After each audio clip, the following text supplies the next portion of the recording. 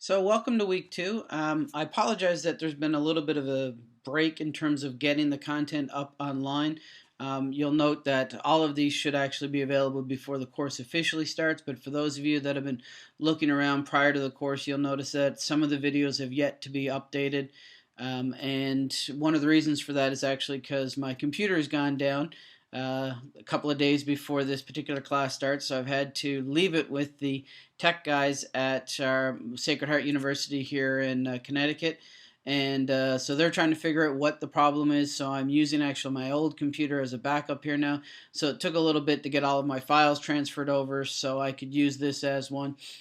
So that's why all the videos from week two onward for the 2015 version of the class are a little late going up. It'll be Saturday and Sunday before they all get online, although we don't officially start till Monday. So I guess they're not late, but they are delayed compared to what I had hoped they would be for you.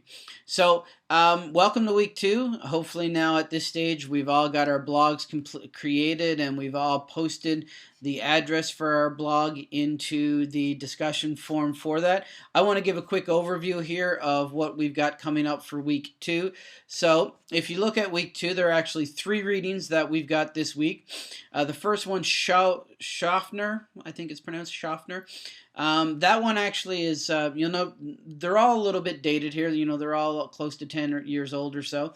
But it's an interesting article because it's written at a time when blogging was still kind of new. And while it's an academic article, it actually describes or talks about the process that a group went through when they were introducing blogging into their English language arts classroom. And one of the reasons why I like to use this one, even though or even because of the date, is because while the technology for them was quite new at the time in general.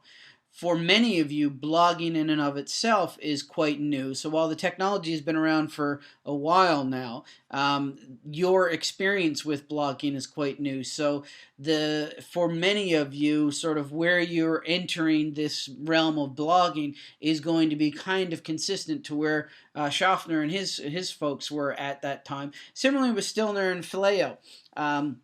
Their article specifically looks at the use of blogging as a form of online journaling. And again, it's a dated article, but the fact that it is dated, I think, actually plays into our favor here a little bit because it does sort of, again, speak to this, I'm new to this particular technology, and this technology is kind of new in general, at least at the time they were writing. So let me play around and see some of the things I can use this technology for in my own teaching. And both of these articles sort of look at that through that kind of lens, which is why I like to use them. And I also like to use them early on in the class to start to give you a sense to begin thinking about, okay, how can I start to use these kinds of things in my own teaching when I move forward after this course is over? The third reading and the final reading for this week is by Harsh, and essentially it's an introduction and overview of what RSS readers are, or real simple syndication.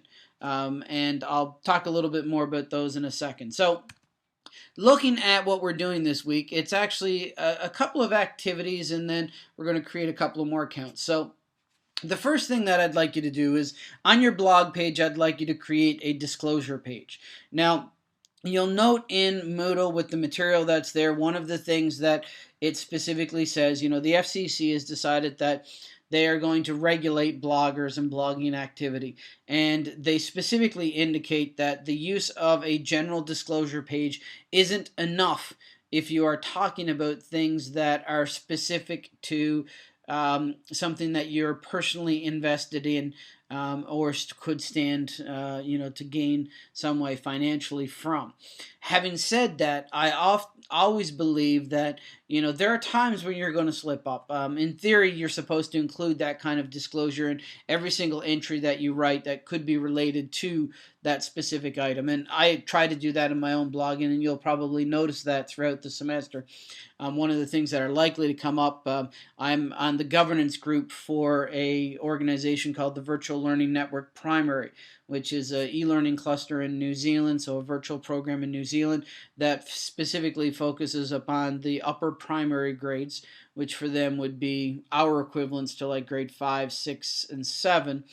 and what most of their courses are in the foreign languages, and so it's a way of providing a little bit opportunity for early language or early second language development for students in these smaller and rural schools.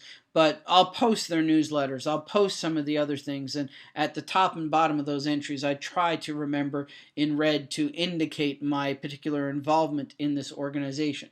But I'm sure there'll come a time where I'm just posting that newsletter and I forget to add that kind of thing. So I try to tell people that if you have a general disclosure page, while legally it's not the only thing that you should be doing, for the one or two times that you might forget to add in something, it's always a good idea to have one, because that's something you can fall back on.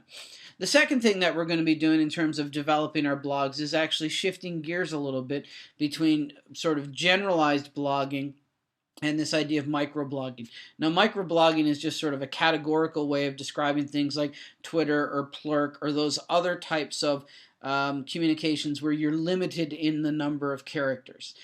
For our purposes, we're actually going to use Twitter in this class, which sort of moves into my next little discussion. A couple of things that you're going to have to do this week in terms of activities. You're going to have to create a Twitter account, and you're going to post the address or your Twitter handle in the discussion forum for it. In addition to that, you're going to be starting to use Twitter, and we'll talk a little bit more about that as the weeks go on, and I'll try to bring in some folks from previous semesters to talk a little bit about their experiences with Twitter. And but as we sort of move forward on that front, I'll try to model how you might use Twitter.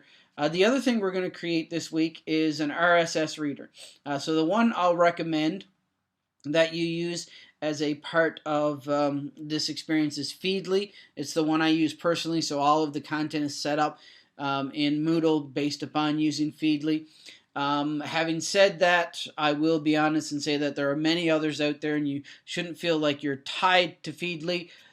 Having said that, I know Feedly fairly well. I can troubleshoot Feedly. If you're using something other than Feedly, while I will do my best to, if you encounter technical difficulties or things don't quite work, it may take me a while to muddle my way through it to be able to sort of provide you with that kind of help. Whereas if you're using Feedly, I probably will know how to fix whatever problem it is, because it's probably happened to me at some point in time. Now, as you'll see in the actual content of Moodle, essentially an RSS reader is just a way to bring all of the blogs to you in one location so that you can see whenever anyone posts a new entry, because it'll show up in there. As opposed to having to go out and look at 25 or so blogs every single morning. It basically takes 25 blogs and brings them to you in one location. So that's why we're using it, so that we can see what other folks in the class are doing. So that's basically it for week 2. As always, if you've got any questions, feel free to email me and or call me or catch me on Skype or Google Chat, and I'd be happy to help you in any way that I can.